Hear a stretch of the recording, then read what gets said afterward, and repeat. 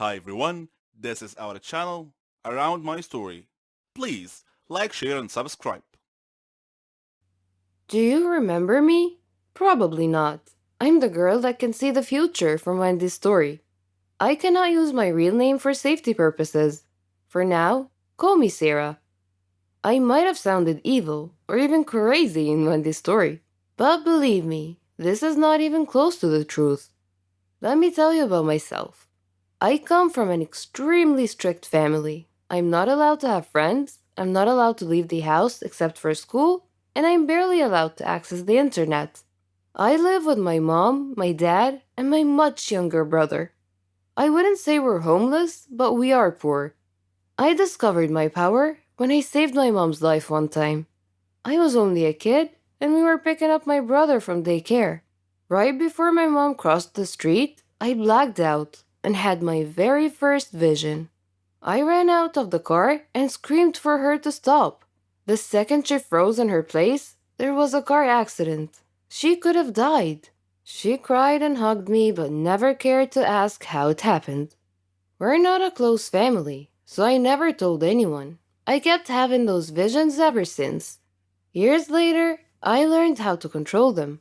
The few minutes of internet I was allowed, I always tried to look for a reason why or how I got my power. I never got an answer. I needed a distraction because I felt lost and like I did not belong. Now that I'm finally in high school, I asked my parents if I could have a part time job after school. They never gave me any money, and to be honest, I needed some. I knew they were going to say no, but to my surprise, they agreed on one condition that I give them half of my paycheck. I agreed. I got a job as a waitress in a local restaurant, and it was weird dealing with new people, but it was also so exciting. I quickly made a couple of friends who worked with me. I couldn't bring myself to trust them, but at least I had someone to talk to. One day at the restaurant, I heard some customers talking about something called the dark web. I wondered what it was. After my shift, I casually mentioned it to one of my colleagues. He explained everything to me. It was on my mind day and night. It sounded like a place full of weird people, just like me. With my first paycheck, I bought a new phone and kept it a secret from my parents. I immediately used it to access the dark web. It didn't look scary to me. I entered the chat room and decided I wanted to tell my secret to a stranger. You know what they say. Confide your heart to a stranger. The guy seemed harmless, and he actually listened to me. Next day, I found an email from an unknown address. It was a picture of my house. I got so scared, and I turned off my phone. I went to school, and when I came back, my phone was turned on. There was another email, and it read, "You're going to help us accomplish a few missions. You'll get your share of the money. Meet me at this address at 11 p.m. tonight. If you try to act smart, you'll regret it." I had no idea what to do, but I knew I had to go. I snuck out that night and met the person from the email. He wore a mask and he threw some pictures at me. They were pictures of my family members. The first thing he said was, "Do you want them dead?" I shook my head. He said, "A quick test. What's going to happen in a few seconds?" I opened my eyes wide and said, "A black car will come pick us up." He nodded his head in approval. He blindfolded me and put me in the car. After a few minutes, he said, "You're coming with me. The guys here will do the work, and you will guide us." I nodded my head, even though I didn't know what he was talking about.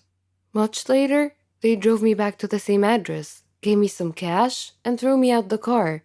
I removed the blindfold, and it was already morning. I had to run back home before my parents wake up, and that was the first of many, many missions to come. For a minute there, I enjoyed the thrill and the cash. Sometimes it was too much, and sometimes I had to skip school. And of course, I quit my job. I worked for them for what seemed like a year, until what I feared the most happened. The gang I worked for asked me to help them track a person so they can kill him. It was not a matter of choice. It's either I help them or they kill me and my whole family. I tried to ignore the email. However, an hour later, a server appeared on my phone. It was titled, "We See You," and it was full of pictures from inside my house. 30 seconds later, the page dropped and disappeared. I can't even tell the police. I can't do anything. That is when it occurred to me that the only untraceable person in the whole world is Wendy. Next day at school, I looked all around for her. I finally ran into her in the bathroom. I couldn't utter a word. I only had one hope, that she would hear my thoughts. I focused as hard as I can to think loud and clear. Wendy was fixing her lipstick in the mirror, and after a few minutes, she dropped her lipstick and looked at me. I begged her inside my head to keep her mouth shut. She blinked twice and left. The mission is happening in 24 hours. What if Wendy can't help? I didn't get a second of sleep that night. I know you think I'm a bad person, and I won't argue much, but killing someone was crossing the line. I wanted to get out of this long ago, and I couldn't. Now I have to help them kill an innocent person? Time just flew by. I got an email, and I had to drag myself to meet them. Their big boss looked at me and said, "This time you'll get cash and a fake degree. So stop acting like a baby and get to work." I nodded. I thought about giving them wrong information, but I knew I'll get caught. A sniper was waiting for a signal from me to shoot. I was only a few feet away from the victim. I was shaking nonstop. Right before I gave the signal, I heard the police siren. I looked at the sniper and he was about to shoot.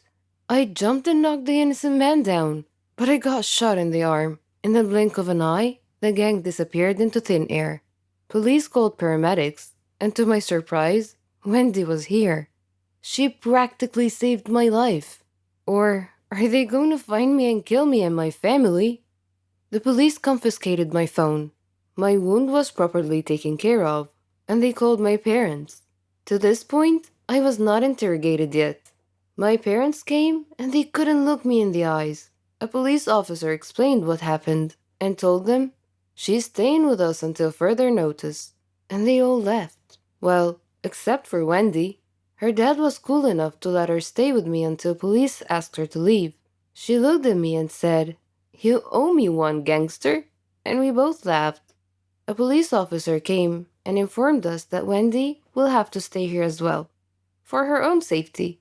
She looked at me and whispered, "We'll have a gang of our own when all of this is over." I smiled and didn't say anything. Wendy's face got serious and she asked me, "How am I gonna explain to them what happened in details? We cannot just tell the police we have superpowers." Before I could answer, a police officer came in and took her for questioning. Now, we're both in trouble with the dark web gang and the police. Wendy came back and they took me. She whispered, "We're doomed." I thought to myself so that Wendy could hear me say, "Oh, you think we're doomed? Wait until the gang finds us, and they will." I left the room feeling scared as ever. Do you guys think we'll ever be safe again? Do you think I got Wendy in trouble? Can I ever make up for the mess I made? If you want to know what happened to us, let me know in the comment section below. Don't forget to hit like and subscribe. Hello there, my name is Pearls. The first day of my professional life was the worst professional day ever. During my first year at college, I wanted to spare my parents some of the expenses. So I took a job, and it happened to be the closest thing I could get to my dream job. It was an office that was mainly concerned with planning fashion shows. I know I was only an intern at the moment, but I have never been so excited in my life. I was actually studying fashion designing, so lucky me. But since we all know that life isn't always pink and roses, I had a repulsive boss. Let's call her Jane. I was Employee of the Month 3 times in a row. My life couldn't get any better. Well, except for Jane, who always thought I made her the worst coffee ever, yet she still drinks it. The closest colleague I had at work was a guy named Mark. I also had a tiny little crush on him, but that is not our point here. Anyways, I was supposed to organize a huge event, And so Jane sent an extra long office wide email giving out details about the event and the brand and who was assigned to do what. I was ecstatic. I was running around the office like a busy bee that had to make sure everything was in place. After a long, tiring day, I was at my desk, rereading the email she sent and enjoying a good cup of coffee. And guess what? Jane had about a gazillion typos, and to be honest, I wanted something to cool me off after doing so much. And being the smart employee that I am, I wanted to crack a good joke and maybe, just maybe, get Mark to laugh. I wrote a sarcastic, full of mockery email, and once I've hit send, I heard gasps echoing around the office, and I realized that I had clicked reply all. Jane called and wanted to see me at her office. My knees were all spaghetti like, and I wore my heart down my sleeve. And to my greatest surprise, Jane took it too well. She told me, and I'm quoting, "I think you have a great sense of humor." She even offered me to become her own personal assistant and the big event hostess. And not after a long time, Jane had ruined my promotion happiness.